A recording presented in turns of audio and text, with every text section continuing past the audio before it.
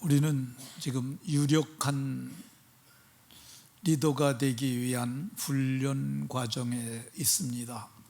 그래서 지금은 이렇게 단체적으로 하지만은 이제 전인적 4단계 교육을 받는 사람들은 이거를 다시 한번 익히고 또 훈련해서 또 온전한 사람이 되려고 하는 그런 과정에 있습니다. 룻기 2장 1절에 보면 보아스라고 하는 유력한 사람이 나옵니다. 근데 유력한 자가 되려면 여러 가지 능력이 있어야 되는데 그 중에 하나가 오늘 우리가 살펴볼 것은 영력입니다. 영력은 영혼의 힘입니다. 띄워주세요. 영력. 네, 영혼의 힘입니다. 영혼의 힘이 영력입니다. 그래서 오늘 말씀의 제목은 영력 있는 사람입니다. 한번 따라 하십시다. 영력 있는 사람. 네, 옆 사람과 이렇게 얼굴 보면서 복을 빌어줍니다. 영력을 얻어 유력한 리더가 되는 복이 있으시기 바랍니다. 네, 모두가 영력을 얻어서 유력한 리더가 되는 복이 있으시기를 예수 그리스도의 이름으로 축원합니다. 세상에는 힘이 없는 무력한 자들과 힘이 있는 유력한 자들이 있습니다. 세상에 태어났을 적에는 모두가 다 똑같이 힘이 없는 무력한 상태입니다. 아기가 무엇을 할 수 있겠습니까? 그런데 시간이 지남에 따라 아기가 자라가면서 점점 힘을 얻게 됩니다. 그래서 힘 있는 사람, 유력한 자로 변화됩니다. 이 사람이 유력한 자가 되는 힘에는 어떤 것이 있겠습니까? 지력이 있습니다. 지력은 지혜의 힘, 지식의 힘입니다.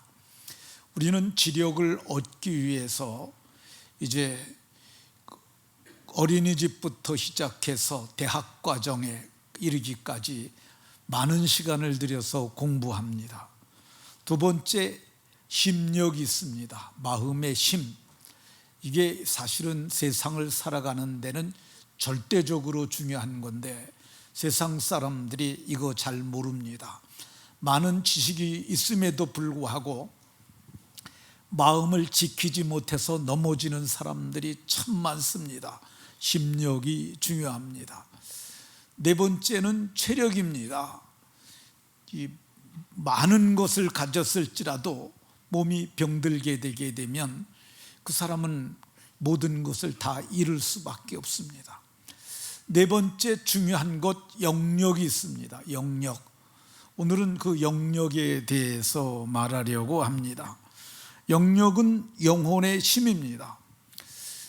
성경에 있는 유력한 사람들은 다 영력 있는 사람들이었습니다. 본문의 다윗 왕은 3절에 내 영혼에 힘을 주어, 내 영혼에 힘을 주어, 영혼의 힘을 하나님이 주셨다고 말씀합니다. 내 영혼에 힘을 주어 나를 강하게 하셨다고 이렇게 말씀합니다. 다윗은 이 여호와의 사자와 같은 모습을 하고 있었다고 그럽니다. 그를 대하는 사람들마다 다윗을 대할 때 여호와의 사자와 같다고 표현을 했습니다. 그 표현 이면에는 다윗이 영력 있는 사람이었던 것을 보여줍니다.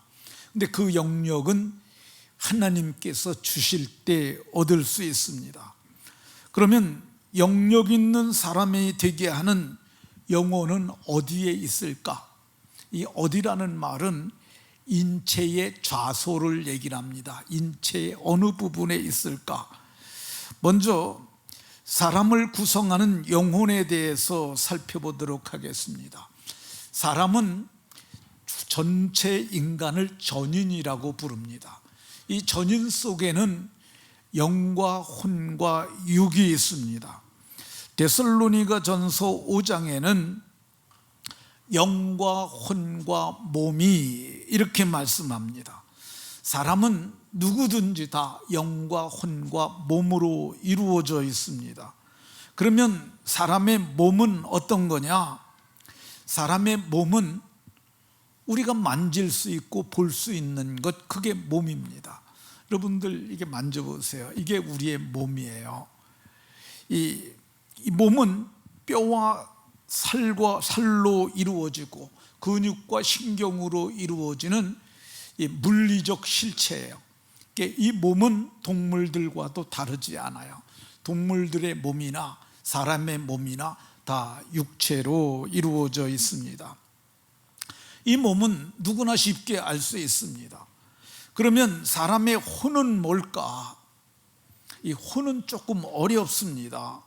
성경은 이 혼을 얘기를 하는데, 혼은 사람의 몸 안에 있으면서 몸을 거느리고 목숨을 붙어 있게 하며 죽어도 영원히 남아있다는 비물질적이고 초자연적인 실제적 존재, 이렇게 말을 합니다. 나무위키 사전에서는 혼은 유사한 의미의 순수한 우리말로는 넋이라고도 번역을 하고요, 또 이 혼을 정신이라고도 이렇게 표현을 합니다. 사람의 혼은 몸속에 거하는 사람이 볼 수 없고 만질 수 없는 곳으로 이게 있어야 사람이 살아있다, 이렇게 말할 수 있습니다. 혼이 빠지면은, 혼이 떠나면은 그 존재는 죽은 존재가 됩니다. 엘리야라고 하는 사람이 있었어요. 그가 사르밧에 가서 과부의 집에서 먹고 자고 있었어요. 근데 그 집에는 한 기름 조금하고 통에 가루가 조금 있었는데, 그 통에 가루와 병에 기름을 가지고 과부가 해주는 그 집에서 그것을 먹고 있었어요.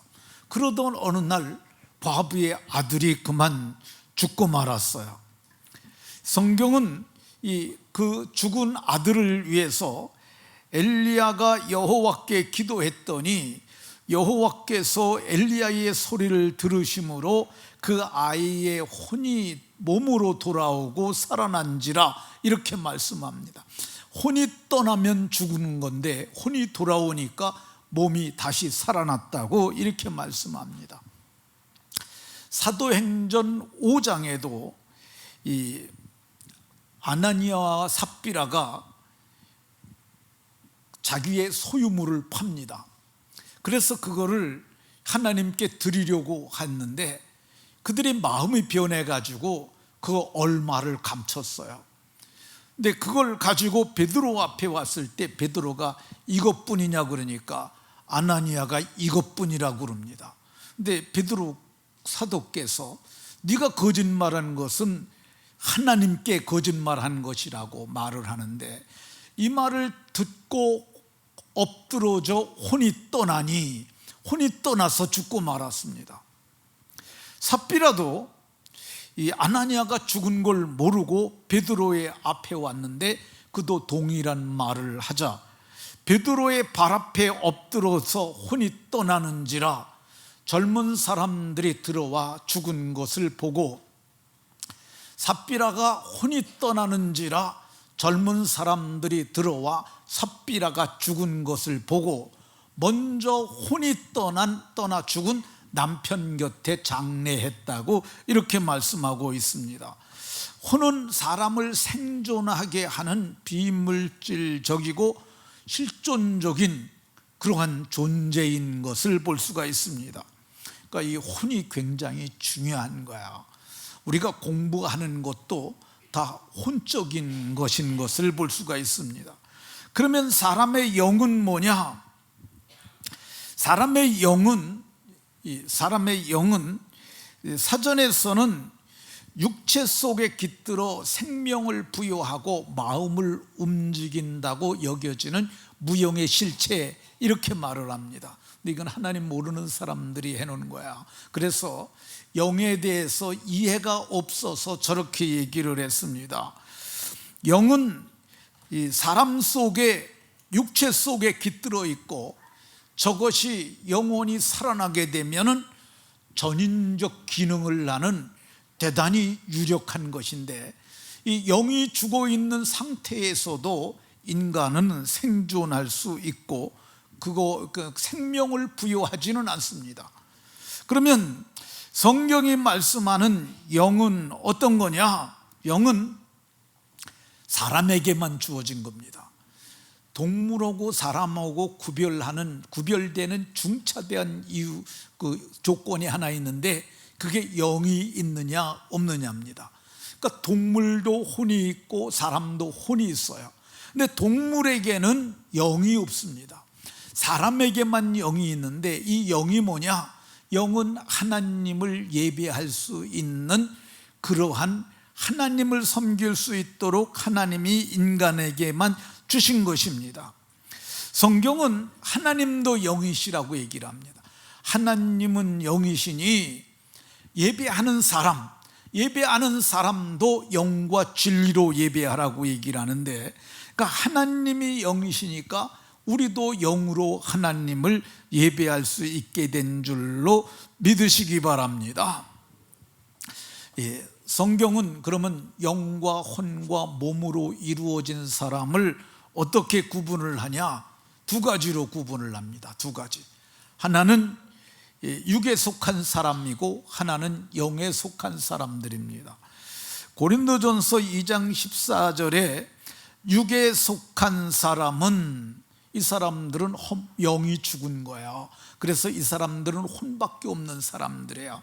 그래서 혼만이 살아있는 사람들은 이렇게 말할 수 있습니다. 이 사람들은 하나님의 일, 영적인 일, 그런 걸 알지도 못하고 받지도 못하는 그런 사람입니다. 영에 속한 사람도 둘로 나눌 수 있습니다. 영에 속한 사람들은 하나는 그리스도 안에 있는 어린아이와 같은 신자들입니다. 그러니까 예수님을 믿었어요.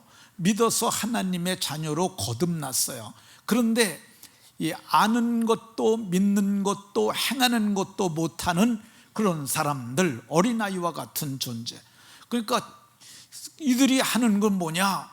애들끼리 모아놓으면 다투고 싸우잖아요. 그래서 교회 안에 분쟁을 일으키고 분열을 일으키는 그런 사람들이 이게 영에 속한 사람들 중에서 어린아이와 같은 사람이라 할 것입니다. 영에 속한 사람 중에 신령한 사람들이 있습니다. 이 신령한 사람들은 모든 것을 판단할 수 있는 분별력 있는 사람들이고요. 이 사람들은 그리스도의 마음을 가지고 하나님의 일을 행하는 사람들, 이런 사람들을 영에 속한 신령한 사람들이라고 할 것입니다. 그러면 영에 속한 사람들, 이게 지금 육에 속한 사람들 살펴봤는데요. 그럼 어떤 사람들이 영역이 있을까? 먼저 영역 없는 사람들이 있어요. 혼은 정신적 기능을 하는 것으로 사람을 구성하는 아주 중요한 요소고 사람을 살게 하는 것이라고 말씀을 드렸는데, 이 혼으로만 살아가는 사람들이 있습니다. 혼의 힘으로만 살아가는 사람들, 유학을 공부했던 유학자들 거의가 다 혼에 속한 사람들이에요. 이런 사람들은 영역 없습니다. 도덕을 잘 지키는 윤리적인 사람들 다 혼의 사람들이죠. 많은 지식을 가지고 있는 사람들, 지식인이라고 하는 사람들 혼의 사람들입니다. 대학 교수들은 거의 다가 혼의 사람들입니다. 법조인들, 정치인들 거의가 다 혼의 사람들이 많습니다. 중고등학교의 선생님들도 혼의 사람들입니다. 이 혼의 사람들, 곧 육에 속한 사람들은 하나님의 성령의 일을 받지 않습니다. 그래서 이 사람들은 하나님에 대해서 알지 못해요. 예수님의 동생 유다도, 유다서에 보면 이 유다서는 갸론 유다가 쓴 게 아니고 예수님의 동생 유다가 쓴 겁니다. 이 사람들은 분열을 일으키는 자며 육에 속한 자며 성령은 없는 자라고 이렇게 말을 합니다.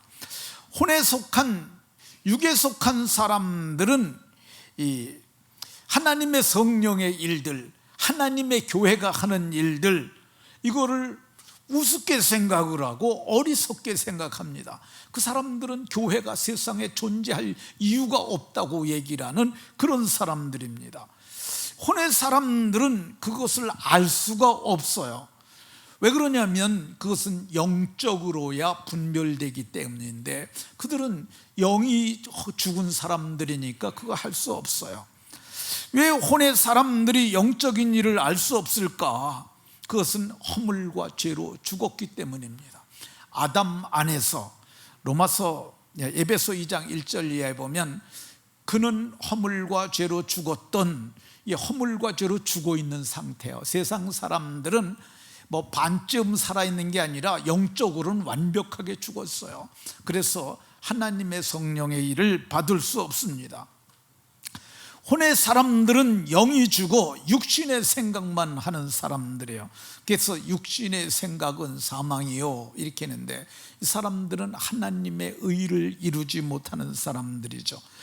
혼의 사람들은 짐승과 같은 혼을 가지고 있어요. 그래서 영이 죽은 사람들은 짐승처럼 삽니다. 성경은 이 짐승 같은 본능으로 살아간다고 유다가 말씀하고 있습니다. 혼의 사람들은 죽을 적에도 짐승처럼 죽습니다. 그래서 이제 그 짐승처럼 죽는데 한 가지 다른 것이 있어요. 인생들의 혼은 위로 올라가고 짐승의 혼은 아래 곧 땅으로 내려가는 줄을 누가 알라, 이렇게 얘기를 했는데, 이게 여기에 쓰인 인생의 혼, 짐승의 혼, 똑같이 히브리어는 루아흐라는 그런 단어가 쓰였어요. 이게 혼을 바람 혹은 정신 뭐 이렇게 번역을 합니다. 숨 이런 것으로 번역하는데, 그런데 짐승의 혼과 인간의 혼이 같은 단어가 쓰였지만은 분명히 다른 것 같아요. 왜 그러냐면 인간의 혼은 위로 올라가고 짐승의 혼은 아래 곧 땅으로 내려가기 때문에 그렇습니다. 이런 이야기를 해도 세상 사람들은 대학 교수들이라 할지라도 이 말을 이해하지를 못합니다. 그럼 어떤 사람들이 영역 있는 사람들이냐? 영이 살아난 사람들입니다. 허물과 죄로 죽었었는데 죽었던 너희를 살리셨다고 말씀합니다. 누가 살리셨냐? 그분께서, 예수 그리스도께서 살리신 사람입니다. 영은 자기를 창조하신 하나님을 알게 하시려고 하나님께서 인간에게 넣어주신 아주 귀한 것으로 사람을 구성하는 중요한 요소 중에 하나입니다. 영이 살아난 사람들은 영의 힘으로 하나님을 예배할 수 있습니다. 성경은 하나님이 영이시니까 예배하는 자는 영과 진리로 예배할지니라 이렇게 말씀하잖아요. 세상 사람들은 하나님 예배할 수 없어요. 왜 그러냐면 허물과 죄로 죽어서 저들이 영이 죽었기 때문에 예배할 수 없습니다. 그런데 영이 살아나게 되면 이 하나님의 말씀이 이해가 되고 하나님을 찬양하고 하나님께 기도하게 됩니다.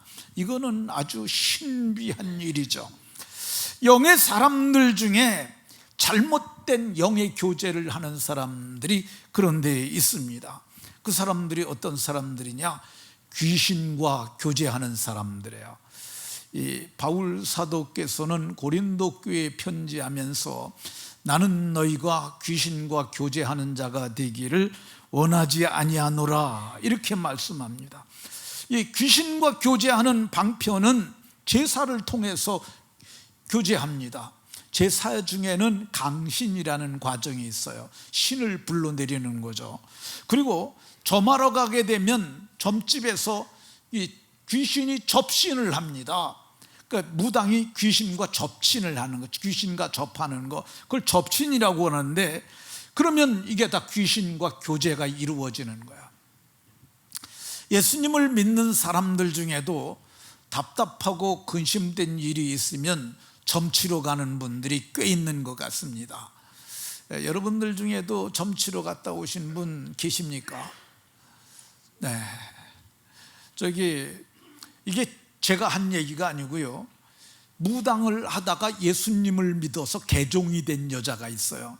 그런 여자가 인터넷에, 유튜브에 쳐보면은 무당하다가 예수님 믿은 사람 이거 치면 한 10명 나와요. 근데 그 사람들이 한결같은 얘기가 뭐냐면, 자기가 무당할 때 교회의 집사님, 권사님들이 10명이면 2명은 온대요. 그게 그러니 보통 사람으로 똑같이 가는 거잖아요.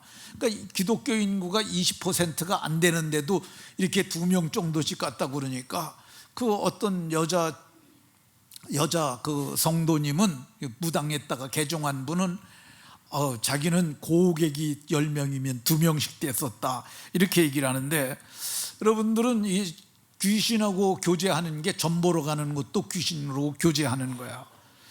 하나님께서는 우리가 귀신과 교제하는 것을 아주 싫어하십니다. 그러면 하나님은 누구와 교제하기를 원하시느냐? 우리는 예수님과 교제하기를 원하세요. 그의 아들 예수 그리스도 우리 주와 더불어 교제하게 하시는 하나님은 미쁘시도다. 영이 살아나신 분들은 하나님이 영이시니까 하나님과 교제할 수 있고 교통할 수 있고, 우리가 그분과 신령한 관계를 맺을 수 있습니다. 그럼 예수님과 교제하는 사람들은 어떤 사람들이냐? 영이 거듭난 사람입니다. 영이 거듭난 사람. 이 영이 거듭났다는 말은, 거듭이라는 말은 한 번 더 그런 거야. 제가 동네 시골에서 목회할 때 새마을 지도자가 새벽이 되면 오늘은 풀을 깎습니다. 7시까지 다 회관으로 오시기 바랍니다. 거듭 말씀드립니다. 이 거듭 다시 한다는 거야. 다시. 그러니까 다시 태어나는 거야. 거듭난다는 표현을 처음 사용하신 분은 예수님입니다. 니고데모라는 사람이 예수님을 찾아왔어요. 근데 이 사람은 유대인의 관원이고 랍비였다고 얘기를 해요. 이 관원은 오늘날로 얘기하면 국회의원이고요, 오늘날로 얘기하면 랍비는 대학 교수예요. 근데 이런 사람이 예수님을 밤에 찾아왔어요. 근데 예수님께서 그를 보고 말씀하셨어요. 거듭나지 않으면 하나님 나라를 볼 수 없느니라. 그러니까 이게 뭔 말인지 이해를 못한 거예요. 그래서 그가 다시 묻습니다. 예수님, 사람이 늙으면 어떻게 날 수 있습니까? 내가 엄마 뱃속에 다시 들어갔다 다시 나온다는 말입니까? 그런데 예수님께서 말씀하시길, 내가 거듭나야 한다는 것은 물과 성령으로 거듭나야 된다는 것이라고 말씀하셨어요. 이 물과 성령으로 거듭나는 것을 영으로 난 것이라고. 육으로 난 것은 육이요, 엄마 뱃속에서 나온 것은 육체고, 영으로 난 것은 다시 한번 태어나는 영적 출생을 의미한다고 이렇게 말씀합니다. 그럼 영으로 태어나려면 어떻게 해야 되느냐? 영적으로 거듭나려면은 우리가 우리 마음에 양심을 붙잡고 역사하는 나쁜 놈이 있습니다. 그게 마귀예요.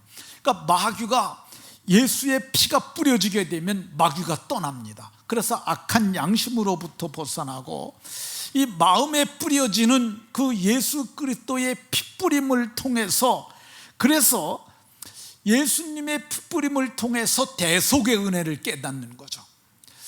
다시 한번 중복해서 말씀드리면요, 우리가 예수님을 마음으로 믿는데 어떤 예수님 믿습니까? 하나님이 사랑하셔서 우리에게 독생자로 주신 예수님, 그 예수님께서 우리를 사랑하셔서 자기 몸을 대속의 속죄물로 주신 예수, 그 예수님을 믿는 내 대신 예수님이 내 죄를 대신하여 속죄했다는 대속을 믿는 순간 마음에 예수의 피가 뿌려지는 거야. 마음에 피가 뿌려지는 그 순간 어떤 일이 일어나느냐? 악한 마귀가 떠나가고, 그리고 우리는 그의 피가 뿌려짐으로 말미암아 속량 곧 죄사함을 받아요. 속량은 곧 죄사함이에요. 속량은 곧 죄사함. 속량과 죄사함은 같은 거예요. 근데 이 피가 우리 마음에 뿌려지는데, 이 뿌려진 피가 뭐예요? 하나님의 아들 그리스도의 피예요. 근데 성경은 생명이 어디 있느냐?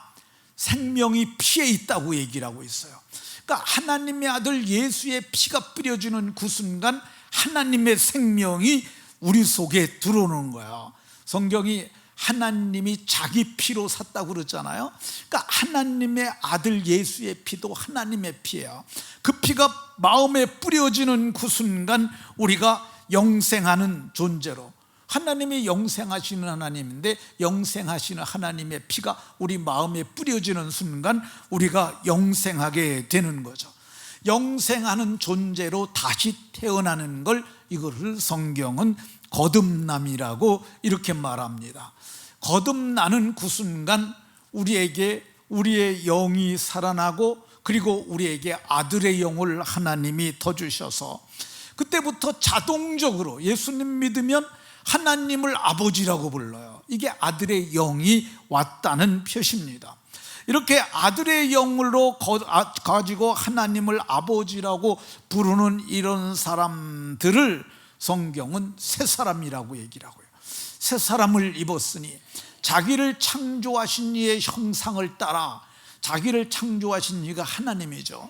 하나님의 형상을 따라, 이 말은 좀 어려운 말인데, 의와 진리와 거룩함으로 지으심을 받은 새 사람을 입는데, 그때 우리가 어디까지 변하느냐? 지식에까지.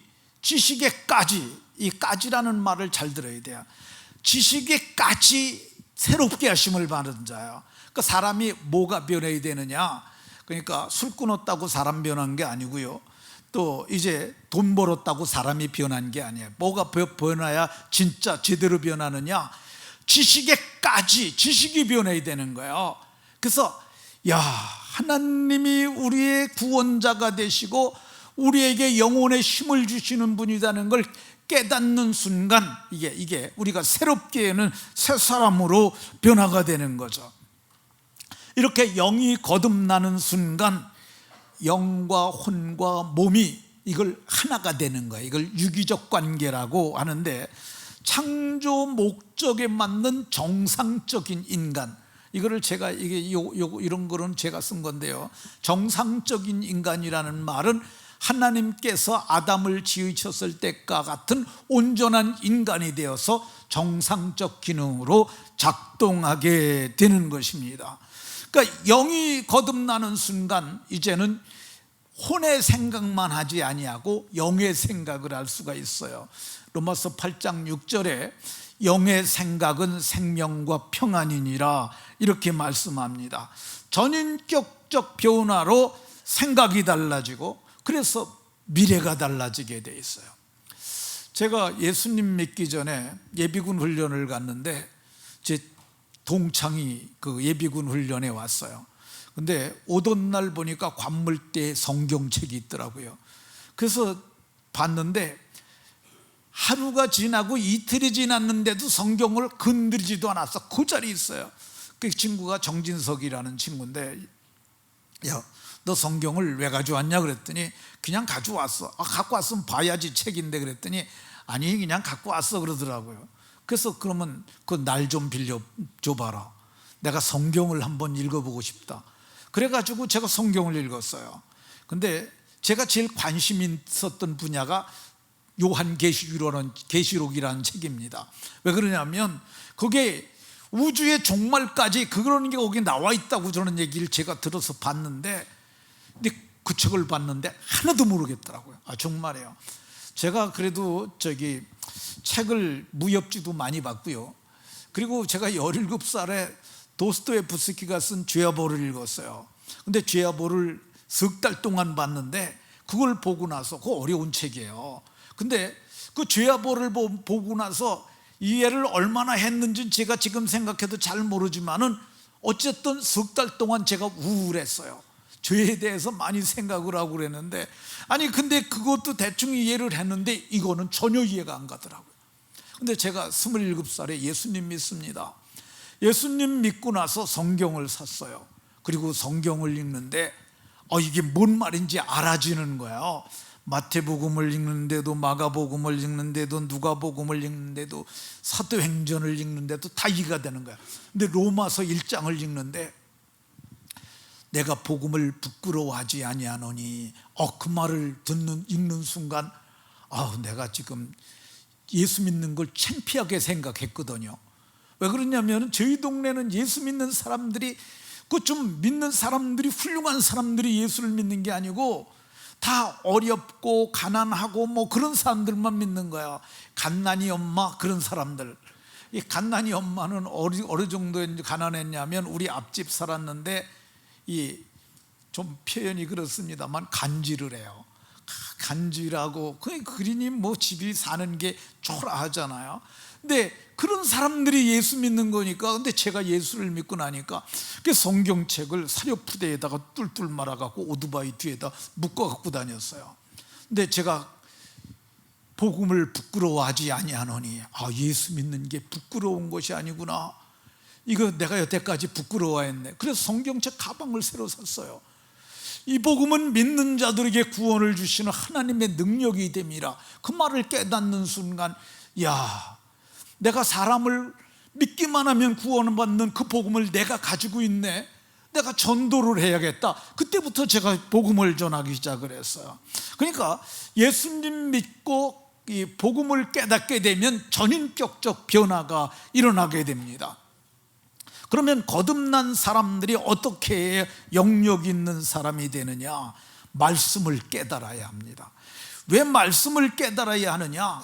말씀이 영이고 생명이기 때문에 그렇습니다. 요한복음 6장 63절에 예수님께서 내가 너희에게 이른 말, 예수님이 내 말이 영이라고 말씀하셨어요. 이 복음서는 예수님에 관한 얘기 아닙니까? 예수님께서 내 말이 곧 영이요 생명이라고 이렇게 말씀하고 있습니다. 그러니까 예수님의 말씀을 깨달아야죠. 그런데 예수님의 말씀이 좀 방대하지 않습니까? 복음서만 해도 많은데 그 외의 것들까지 하면 너무 많지 않습니까? 어떤 말씀 깨달아야 되느냐? 골로새서 1장에서 바울 사도는 골로새 교회 성도들에게 너희가 듣고 참으로 하나님의 은혜를 깨달은 날부터 은혜를 깨달아야 된다고 얘기를 하고 있어요. 그럼 은혜가 뭐냐? 에베소 2장 8절에서 너희가 그 은혜에 의하여, 자, 저를 보시고, 너희가 그 은혜에 의하여, 이 그라는 정관사가 유일한 은혜예요. 그러니까 예수님께서 너에게 베푸신 은혜, 그게 뭐냐? 하나님의 아들이 십자가에서 못 박혀 죽으신 대속의 은혜를 깨달음으로 말미암아 구원을 받았으니, 그 은혜에 의해서 그거 믿음으로 구원받는 거, 이걸 깨달아야 합니다. 이거를 깨닫지 않고 교회를 다니면은요, 나중에 지옥에 갈 수 있습니다. 교회를 그렇게 다니면서 주일 지켰지, 11조 했지, 감사했지, 그러면서 그래도 이렇게 산다고 살았는데 나중에 지옥에 간다면 어떻게, 얼마나 당혹스럽겠어요. 그래서 이거를 깨달아야 되는데, 우리나라에 이거를 잘 설명한 사람이 있어요. 그게 누군지 아시겠어요? 접니다. 아니 정말입니다. 제가 이거 구원 얻는 복음이라는 이거를 해서 인터넷에 올렸어요. 구원에 확신이 없는 사람들 꼭 보세요. 이거 정신 차리고 한 번만 잘 들어도 구원받습니다, 이렇게 하고 했는데, 이거를 여러분들이 뭔 말인지 모르면은, 물론 이 부분에 대해서 명료한 이해를 가진 분들도 있어요. 그렇지만은 이거를 잘 이해를 하지 못하고 내가 말로 전할 수 없다면은 반복해서 읽으세요. 반복해서 들으세요. 16번까지 듣고 들은 분이 계세요. 근데 그분이 이런 얘기를 했어요. 제가 이게 병원에 계실 때 제가 그걸 보내드렸거든요. 근데 병원에 있으니까 시간 많으니까 이거 들어보라고 그랬는데, 아내에게 와서 말하길 16번을 들었다 그러면서 내가 그 은혜에 의하여 믿음으로 말미암아 구원을 받았다고 이런 고백을 했다고 그럽니다. 그리고 성경도 읽으시는데, 성경을 읽는데 많이 읽으려고 그러지 말고, 옛날에는 통독을 했습니다. 그래서 500독 우리가 통독 끝냈잖아요. 이제부터는 뭐 하냐? 성경을 천천히 읽는 걸 좀 하라고 말하고 싶어요. 그러니까 성경이 뭔 말인지 알고 읽는 거죠. 뭔 말인지 알고 읽는 거.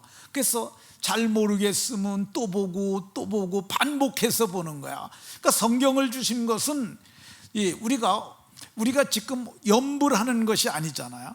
그 사람들은 뭐 염불하고 그러는 이유가 그런 걸 다 공로로 생각해서 그러는데, 그게 중요한 게 아니라 성경은 깨닫는 거야.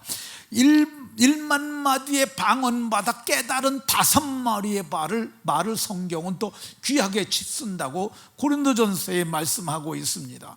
그러니까 말씀을 깨닫는 것이 중요하고요, 영역 있는 사람이 되려면은 말씀을 굳게 믿어야 합니다. 말씀을 어떻게 믿어야 하느냐? 하나님의 말씀은, 성경은 예수 안에 있는 믿음으로 말미암아 구원에 이르는 지혜가 있는 것을 믿어야 합니다. 하나님의 말씀인 성경은 사람을 교훈과 책망과 바르게 함으로 의로 교육하기에 유익한 최고의 교재인 것을 믿어야 합니다. 우리는 이 하나님의 말씀이 믿는 도리에 소망을 주는 소망의 말씀인 것을 우리가 굳게 믿어야 합니다. 이 말씀이 내 인생 발의 등이 되고 내 길에 빛이 되는 줄을 마음으로 굳게 믿으시기 바랍니다. 영역 있는 사람이 되려면 어떻게 해야 되느냐? 간구해야 합니다. 간구는 간절히 기도하는 것이라고, 간절히 구하는 것이라고 말한 사람이 있는데, 맞습니다. 간절히 하나님께 기도하는 거예요. 오직 하나님께만 간절히 간구하는 사람들, 영역 있는 사람이 됩니다. 다윗은 하나님께 간구했더니 내 영혼에 힘을 주어 그는 영역 있는 사람이 되었고요, 다윗은 하나님께 간구하였더니 그는 영역이 큰 강한 자가 되었음을 얘기를 하고 있습니다. 그러니까 우리가 강한 자가 되는, 영역 있는 자가 되는 방편이 뭐냐? 말씀과 기도예요. 말씀은 깨달아야 하고요, 많이 읽는 것 좋지만은 인류 역사 중에 가장 큰 그 변혁적인 사건을 저보러 꼽으라고 그런다면 저는 마틴 루터의 종교개혁이라고 할 것입니다. 그러니까 우리가 민주화가 된다고 그래서 민주화하면서 대학생들 많이 죽고 그랬잖아요. 그럼에도 바뀐 게 별로 없어요. 조금 바뀐 거예요, 조금. 그런데 이 마틴 루터의 종교개혁은 어느 만큼 큰 변화를 갖고 왔느냐 하면 역사를 바꾼 사건이라 할 것입니다. 그러니까 유럽의 역사를 바꾼 사건이 이 마틴 루터의 종교개혁이죠. 마틴 루터가 어떻게 종교개혁을 하게 되느냐? 말씀 한 절을 깨닫는 거야. 의인은 믿음으로 말미암아 살리라. 이 마틴 루터는 이제 천주교는 행위적인 종교잖아요. 그래서 천주교는 그 당시에는 많은 사제들이 고행을 했다고 그럽니다. 베드로 성당을 무릎으로 기어 올라가는데, 무릎으로 도리를 기어 올라가다 하니까 피도 하고 이렇게 막 망가지고 그러지 않았겠어요?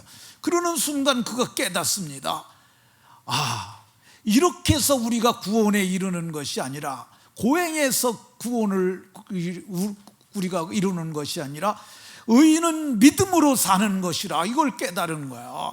그 말씀이 생각해서 거기서 벌떡 일어나서 그가 종교개혁의 기치를 들게 되었던 것을 볼 수가 있습니다. 그러니까 우리가 말씀을 깨닫는 것, 그리고 기도하는 거야. 우리가 영역을 얻으려면 어떻게 해야 되느냐? 집에서 기도하는 것 좋지 않습니다. 쉽지 않습니다. 왜 그러냐면 집에서 이게 부르짖어 기도할 수도 없고, 이게 집에서 기도하는데 오래 기도하는 게 쉽지가 않아요. 교회에서 기도하는 거, 금요기도에 기도하는 건 아주 좋습니다. 우리가 음악도 틀어놓죠. 그리고 우리가 말씀도 상고하죠. 그리고 우리가 합심해서 하잖아요. 기도를 교회에 와서 하는 것은 영역을 키우는 가장 좋은 방편 중에 하나라고 생각이 듭니다. 그럼 이렇게 영역 있는 사람들은 어떤 복을 받을까? 간구하는 날에 응답받는 복이 있었어요. 영혼의 힘을 얻는 복이 있었어요. 그리고 다윗을 강하게 하시는 하나님의 은혜가 있었어요. 말씀을 마치도록 하겠습니다. 하나님께서 우리에게 세상에 알 수 없는 신비한 능력, 영역을 주셨습니다. 모두가 영혼의 힘을 얻어 간구하는 것이 응답받고, 그리고 강해지는 복이 모두에게 있으시기를 주 예수 그리스도의 이름으로 축원합니다. 기도합니다. 하나님, 오늘도 말씀을 통해서 주의 법을 알게 하시니 감사드립니다. 사랑하는 모든 성도들이 영혼의 힘을 얻는 영역 있는 인생들이 되게 하셔서 저들이 간구하는 것이 응답받게 하시고 세상에서 강한 자들이 다 되게 하여 주옵소서. 예수 그리스도의 이름으로 기도하옵나이다. 아멘.